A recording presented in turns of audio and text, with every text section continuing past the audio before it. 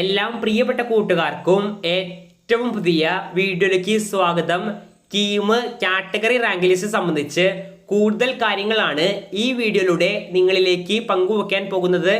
വീഡിയോയിലേക്ക് പോകുന്നതിന് മുൻപ് ഇതുപോലെയുള്ള അപ്ഡേറ്റുകൾ യഥാസമയം നിങ്ങളിലേക്ക് എത്തുവാൻ ഇപ്പോൾ തന്നെ ചാനൽ സബ്സ്ക്രൈബ് ചെയ്ത് വച്ചേക്കുക.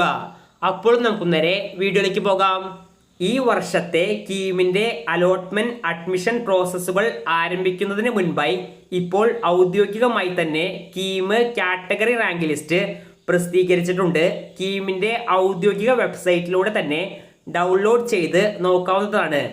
ഏതെങ്കിലും തരത്തിലുള്ള റിസർവേഷൻ ഉള്ള കുട്ടികൾക്ക്, അതായത് റിസർവേഷൻ്റെ അടിസ്ഥാനത്തിലാണ് കാറ്റഗറി റാങ്ക് ലിസ്റ്റ് പ്രസിദ്ധീകരിക്കുന്നത്.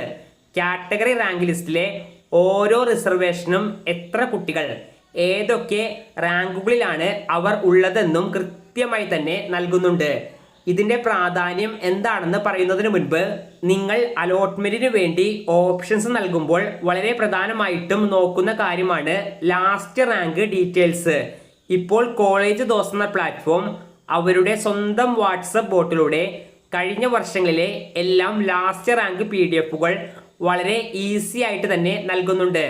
ഈ ഒരു ഓപ്പർച്യൂണിറ്റി എല്ലാവരും യൂസ് ചെയ്യുവാൻ ശ്രദ്ധിക്കുക.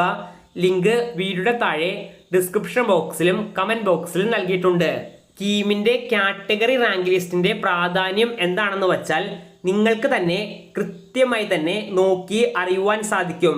നിങ്ങളുടെ റിസർവേഷൻ കാറ്റഗറിയിൽ അതാത് കോളേജുകളിൽ റിസർവേഷന്റെ അടിസ്ഥാനത്തിൽ അഡ്മിഷൻ കിട്ടുവാൻ എങ്ങനെയൊക്കെ സാധ്യതയുണ്ടെന്ന്.